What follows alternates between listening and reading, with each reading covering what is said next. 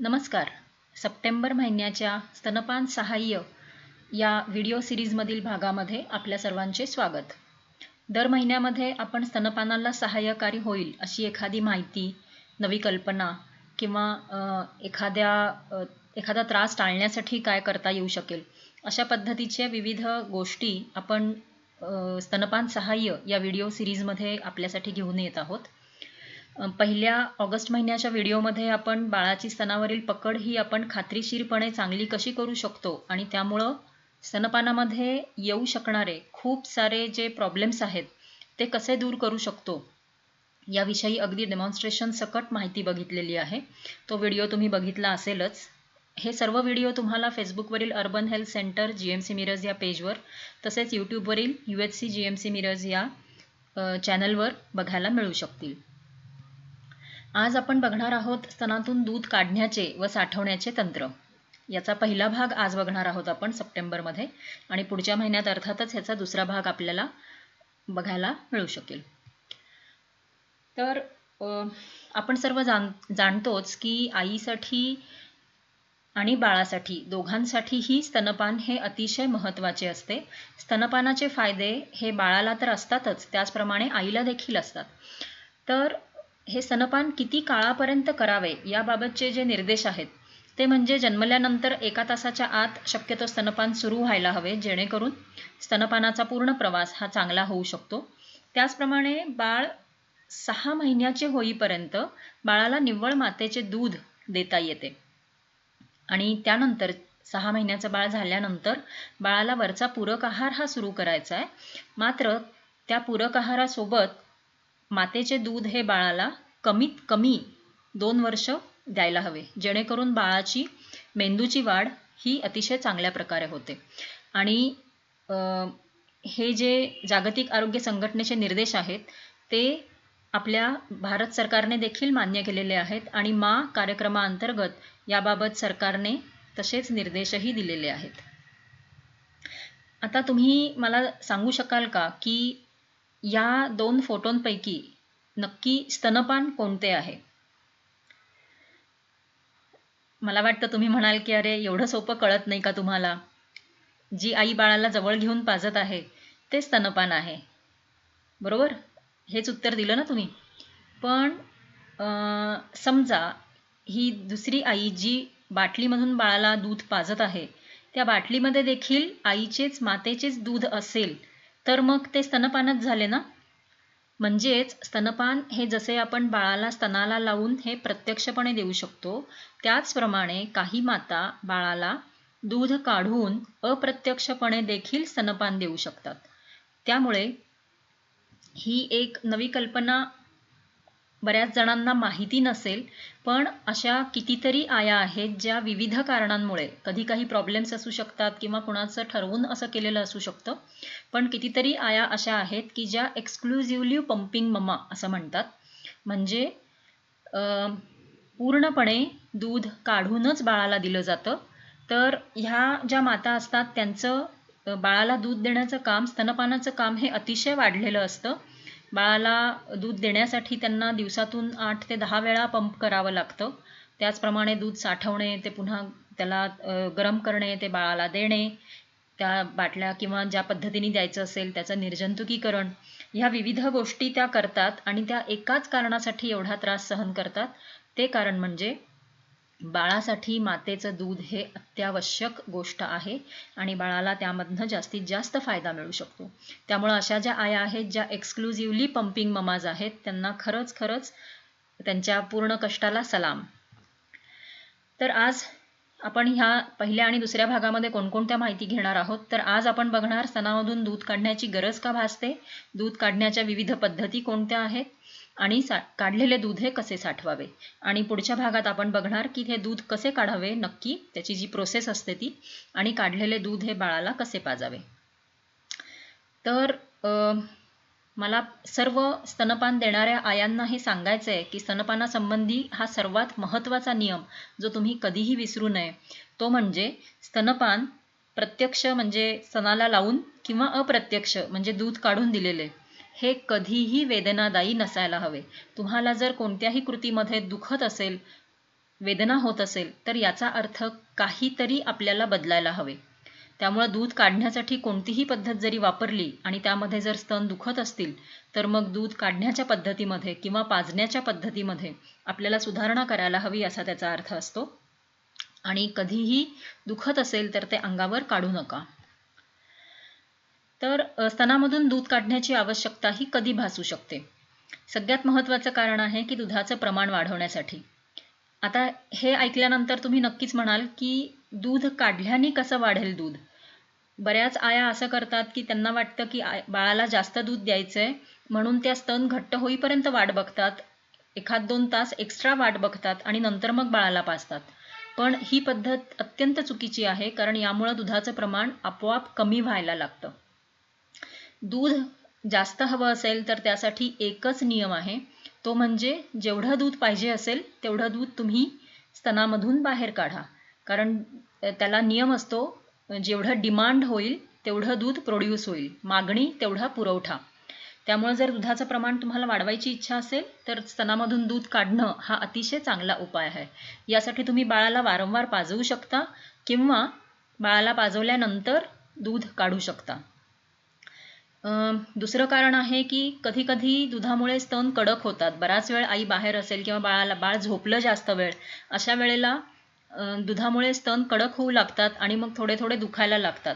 तर हे असं कधीही होऊ द्यायचं नाही. त्यामुळे जेव्हा पाजण्यासाठी उशीर होत असेल त्यावेळेला स्तनामधून थोडेसे दूध काढणे, विशेषतः जर नोकरीवरून आई परत येणार असेल आणि स्तन घट्ट होऊ लागले तर निघण्यापूर्वीच तिने थोडंसं दूध स्तनामधनं काढलं तर मग नक्कीच तिला पुढच्या अडचणींना सामोरं जावं लागत नाही. कधी कधी काही आयांना खूप जास्त दूध येतं, गरजेपेक्षा जास्त दूध येतं. जास्त दूध हे नेहमीच चांगलं असतं असं नाहीये. तर अशा वेळेला दुधांच्या गाठी होऊ नयेत, त्यामध्ये पू होऊ नये, नंतर त्याचे प्रॉब्लेम्स आणि कॉम्प्लिकेशन्स होऊ नयेत, गुंतागुंत होऊ नये, यासाठी जर दूध जास्त येत असेल तर थोडंफार दूध काढणं हे योग्य ठरतं. नवजात बाळं बऱ्याचदा अपुऱ्या दिवसांची असतात, कमी वजनाची असतात आणि त्यामुळं ती नवजात शिशु अतिदक्षता विभागामध्ये ठेवलेली असतात. आणि अशा बाळांना प्रत्यक्ष पिता येत नसल्याने आईना दूध स्तनामधून काढून देणं हे आवश्यक असतं. पण आपल्याकडे गरोदर असताना कधीही स्तनपानाविषयी किंवा दूध कसं काढावं लागेल ह्या पद्धतीविषयी चर्चा झालेली नसते. त्यामुळे जर अचानक अशी वेळ आली की तुमच्या बाळाचा जन्म जर लवकर झाला, कमी वजनाचा झाला, तर अशा वेळेला आईला याबाबत काहीही माहिती नसते. त्यामुळे जर तुमच्या ओळखीच्या कुणीही स्त्रिया गरोदर असतील तर त्यांना हे भाग नक्की बघायला सांगा, जेणेकरून जर त्यांना अचानक गरज पडली तर त्यांची त्याबाबत मनाची तसेच हे कसे करायचे याबाबत त्यांच्याकडे शास्त्रीय माहिती असेल. त्यानंतर आजकाल बऱ्याच स्त्रिया ह्या नोकरी करणाऱ्या असतात किंवा विविध कारणासाठी आईला घराबाहेर जावे लागू शकते आणि बाळ लहान असते. मग अशा वेळेला बाळाजवळ आई नसताना एखाद्या कामासाठी बाहेर गेली आहे तर ती जाताना थोडंसं दूध काढून ठेवून जाऊ शकते. मग घरी असणाऱ्या व्यक्ती ह्या बाळाला ते दूध देऊ शकतात. किंवा जर नोकरी करणारी आई असेल तर रोज बाळासाठी घरी ती दूध ठेवून जाऊ शकते. यानंतर जर आईने कामावर जाण्याची सुरुवात लवकर केलेली असेल तर अशा वेळेला आई जेव्हा बाळापासून दूर असते, नोकरीच्या ठिकाणी असते, त्यावेळेला तिने जर दूध काढले नाही तर मग तिचे स्तन घट्ट होऊन त्यामध्ये दुधाच्या गाठी होऊ शकतात किंवा आईला त्रास होऊ शकतो. त्याचप्रमाणे बराच काळ दूध न काढल्याने दुधाचे प्रमाण देखील कमी व्हायला सुरुवात होते. त्यामुळे आपल्याला सरकारकडून पूर्ण पाठिंबा आहे आणि बऱ्याच कामांच्या ठिकाणी किंवा सार्वजनिक ठिकाणी हिरकणी कक्ष तयार केलेले आहेत, जी ठिकाणे किंवा ज्या खोल्या बाळाला पाजण्यासाठी वापरता येऊ शकतात. त्याचप्रमाणे जर दूध काढून साठवून ठेवायचं असेल तर त्यासाठी देखील ह्या खोल्यांचा वापर होऊ शकतो. त्यामुळं कामाच्या ठिकाणी दूध काढण्यासाठी तर ही पद्धत अत्यंत महत्त्वाची आहे, जेणेकरून आई कामालाही जाऊ शकते आणि त्याचबरोबर बाळाचं स्तनपान देखील चालू ठेवू शकते. पूर्वीच्या काळी मात्र याबाबत जास्त जागृती नसल्याने बऱ्याच काम करणाऱ्या स्त्रियांना बाळाच्या जन्मानंतर नोकरी सोडून घरी बसावे लागले होते. कधी कधी बाळाला काही कारणाने दूध व्यवस्थित ओढता येत नाही, मग त्यामध्ये बाळाच्या तोंडामधील काही अडचणी असू शकतात किंवा आईच्या स्तनामध्ये काही अडचण असू शकते, जसं इन्व्हर्टेड निप्पल आहे, फ्लॅट निप्पल आहे. मग अशा वेळेला बाळ व्यवस्थित दूध ओढू शकत नाही, अशा वेळेला काढून पाजता येते. त्याचप्रमाणे बाळाची स्तनावरची पकड व्यवस्थित होऊ शकत नसेल तर जेव्हा जुळ्या मुलांना पाजायचं असतं, मग अशा वेळेला कधी जर दोन्ही मुलांना एकाच वेळेला पाजायचं असेल आणि आई मुलांना पाजण्यासाठी एका वेळेला धरू शकत नसेल, अशा वेळेला एका मुलाला काढलेले दूध आणि एका मुलाला प्रत्यक्ष दूध अशा प्रकारे पाजायला सोय होऊ शकते. आणि सर्वात महत्त्वाचं, दूध दान करण्यासाठी. आता दूध दान करणे, आता रक्तदानाबद्दल तर आपल्या सर्वांनाच माहिती आहे आणि रक्तदान करणे हे अतिशय महत्त्वाचे आहे, त्यांनी जीव वाचतो, हे सर्व आपल्याला माहीत आहे. त्याचप्रमाणे बऱ्याच शहरांमध्ये मिल्क बँक्स किंवा दूध पेढ्या देखील आहेत, ज्यामधील दूध हे नवजात शिशूंना जे आजारी असतात किंवा काही कारणाने त्यांना आईचे दूध मिळू शकत नाही, अशा मुलांसाठी हे दूध वापरलं जातं आणि यामुळे देखील मुलांना जीवनदान मिळतं. त्यामुळं दूधदान करणं आणि ही जी क्षमता आहे ही केवळ स्त्रियांना काही काळासाठीच असते. त्यामुळं कोणतीही स्त्री दूधदान नाही करू शकत. रक्तदान प्रत्येकजण करू शकतं, मात्र दूधदान ही फक्त स्तनदा माता जी आपल्या बाळाला पाजत आहे त्याच माता करू शकतात. आणि जर तुम्ही पहिलं कारण व्यवस्थित समजलं असेल तुम्हाला, तर अर्थातच जेव्हा तुम्ही दूध दान कराल इतर बाळासाठी, तेव्हा तुमच्या बाळासाठी दूध कमी कधीच पडणार नाही, कारण दूध जेवढं काढलं जाईल तेवढं ते वाढणार आहे आणि तुमच्या बाळाला देखील भरपूर दूध मिळणार आहे. त्यामुळं दूध दान करण्यासाठी देखील ही पद्धती वापरली जाते. सध्याच्या कोविड काळामध्ये आपल्याला ही पद्धत समजून घेणं फार आवश्यक आहे. याबाबत सगळ्यात आधी हे लक्षात घ्या की कोविड काळामध्ये आई आजारी असली तरी देखील बाळाला स्तनपान हे सुरूच ठेवायचे आहे, असेच जागतिक आरोग्य संघटनेचे निर्देश आहेत.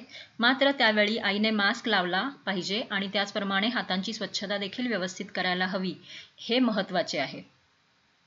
याखेरीज या काळामध्ये कधी आईला तपासणीसाठी बाहेर जावे लागू शकते किंवा आईचा आजार पण गंभीर असेल तर तिला दवाखान्यामध्ये ठेवावं लागू शकतं आणि अशा वेळेला तिला दुधाच्या गाठी होऊ नयेत, यासाठी तिला स्तनामधून दूध काढणं गरजेचं असू शकतं.